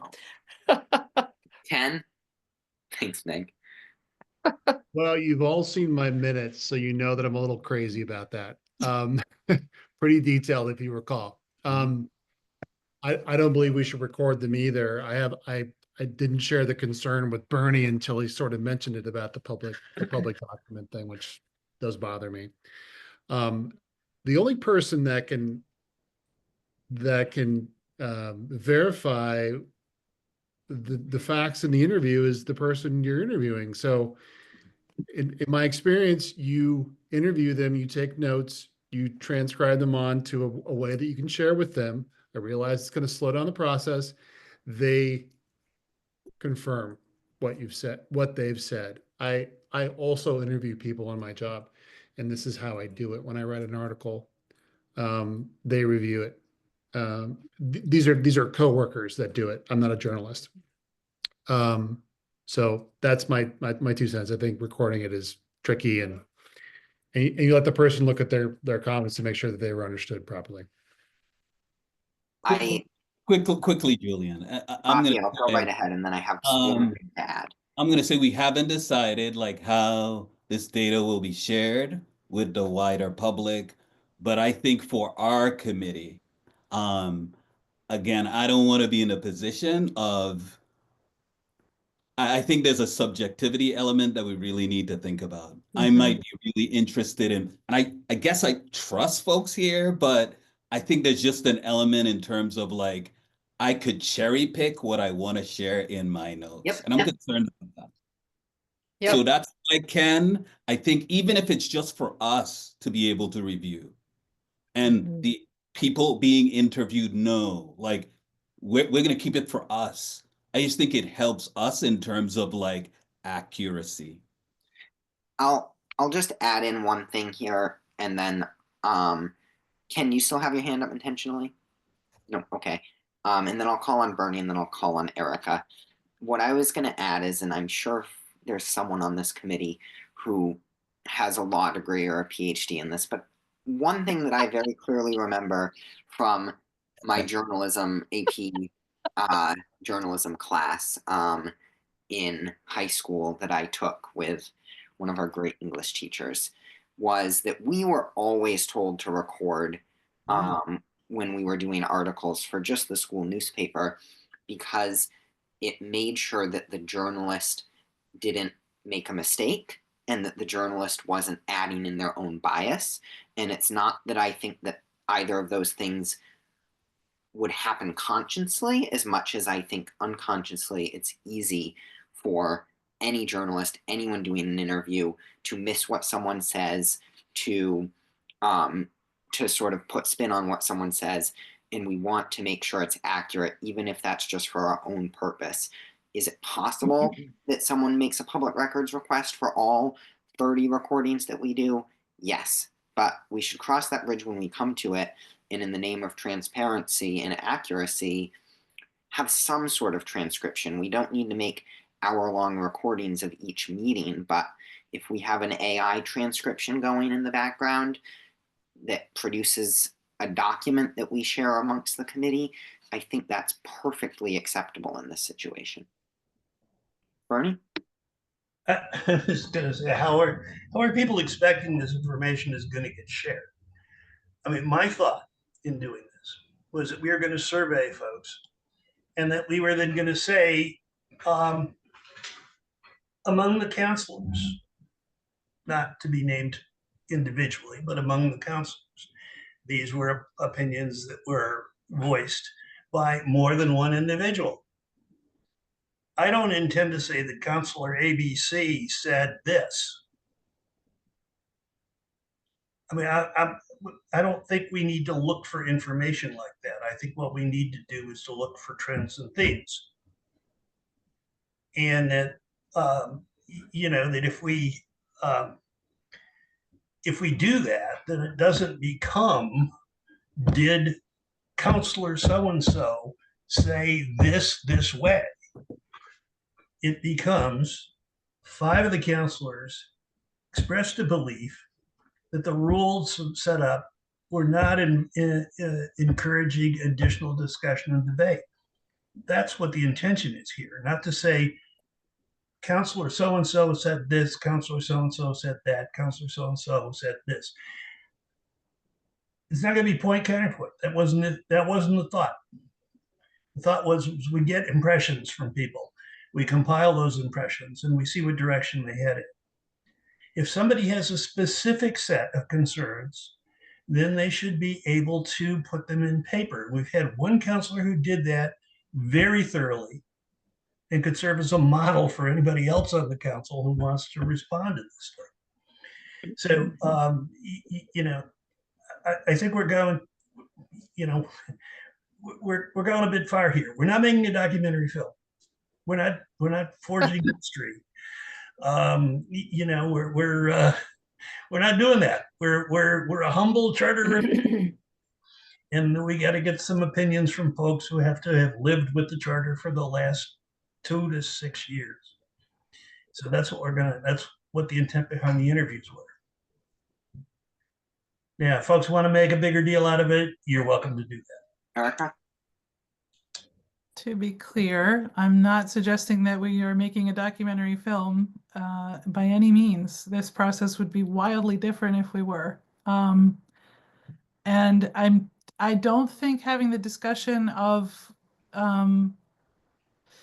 the substantive discussion about how to conduct interviews and whether or not to record them and what to do with them is a big deal, because it matters, right? It matters because it's data gathering, and whenever you're doing data gathering, how you do it matters, because if you're sloppy about it or if you're inconsistent about it, you get poor results.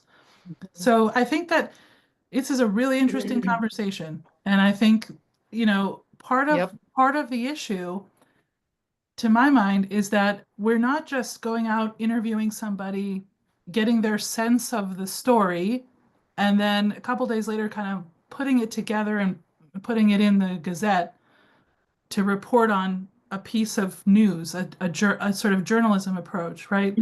We're doing a kind of a wide field gathering of information, and the complexity layer is that we have 8 different journalists, so to speak, and they have really different relationships to the people on this list. To be frank, some of us have lived here a lot longer. some of us have personal relationships with some of these people. I trust, Bernie, that you did the rotation in such a way that you're not always interviewing your best pals, but you know, you went by probably know more alphabetical people on that list than I do, and It that's was fine. alphabetical order to alphabetical order. And Because my there- point is, there are some that's a people on that variable we list we wouldn't can't consider to be a best friend. like rule out. It's just there.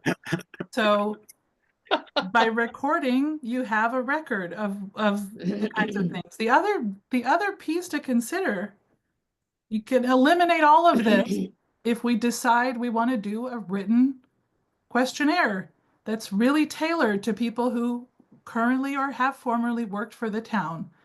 And you send the same thing to everybody and give them time to write thoughtful responses, just like you identified somebody has already submitted. Then it's just their own words. They have time to think about it. They're not engaged in quote unquote performing or editing their answers in real time in conversation with someone who they may or may not be familiar with across the table. That's the advantage of a written questionnaire. Disadvantage is you can't do you can't do a certain kind of engagement that's conversational that you're describing, Bernie, but that's the pro con. Raphael, I have a comment, and then I'm gonna move to do It's something. also 8:08. Yeah, that's why. Raphael. You're muted. Sorry. You're muted. Muted. I'm going to say quite a lively discussion. I felt like I was in a research methods class, but that being said, I do think I'm no journalist, and maybe someone might be a little wary of recording stuff, but I think it helps us. Like on those days that I'm tired and I'm not a great journalist, that recording will help. And I don't think we're overthinking it, Bernie. I think like being clear about a process before we enter it is important. We had this conversation here, part of it, hopefully it continues. But I think accuracy is important. I would agree. I think even here's my logic for recording. I can think about my own life, which is if Bernie set us up with all my best friends, if I were to interview my mom and dad and go up to Shutesbury and interview my two best friends, and I were to come back to this committee and tell you what they all said, they would still tell me that I got something wrong, that something wasn't said correctly, that I misphrased something they said, guaranteed. And I think that's why a recording is so important in this situation, is because we're trying to synthesize. Wow, I cannot pronounce anything after 8 o'clock. What people are saying here, and we want it to be as close to accurate as possible. And I think that oftentimes that's hard to get when we're just relying on folks' memory. Bernie? Real quick, Erica solved the problem. Yes, she does so frequently. We'll just turn it. We'll give people a written questionnaire. We've got the 5 questions they framed can be answered in writing, or they can be answered verbally. We can give folks the opportunity to say if they want to talk to the committee, they're welcome to come in and talk to the committee. But we can save ourselves a huge amount of time, and I really enjoyed this discussion. And you know, for the way I'm a historian, so by training, I'm a cynic, and you know, so the best way to do this is to have people put their thoughts in writing, send it to us. It's an easy document to archive, and there may still be arguments about, well, what I meant was, but at least we have a solid written statement. So my proposal would be, for the next time we talk about this, we just look at a particular questionnaire for counselors, previous counselors, Amherst School Committee members, and library trustees, and survey those folks in writing, ask them to respond, and then we've solved the problem. I think that's a great solution, Bernie. Thank you so much. Think, Hang I on, are we gonna Erica. revisit this topic or? yes, of course Okay, we're gonna 'cause review I didn't think there it. was a motion about This, that. no, this topic is far from over. I'll be making quite a few things in my next agenda about this, and we'll have a few other things that we discuss as well. I'm gonna make a motion to adjourn. All we're missing here is the creation of a short description for the survey that Meg was bringing up and second. future agenda planning. Do we have a second for my motion to adjourn? I will, of course. second, Great. I will, of course, bring those two issues plus the other things we spoke about I'm tonight. gonna bring it to the subcommittee because we're gonna hopefully meet Excellent. before. Excellent. And I'll bring those 4 things to put back on the agenda for next week. So all in favor of adjourning? I'm an aye. Erica, Yes. Bernie, Yes. Raphael, Yes, please. Meg, Yes, please, I like that. um, Please, please. Ken, Yes. Marcus. Aye. All right. Have a great night, everybody. Have a Hopefully good you night. go Good home night, and your day everybody. is not as contentious as this.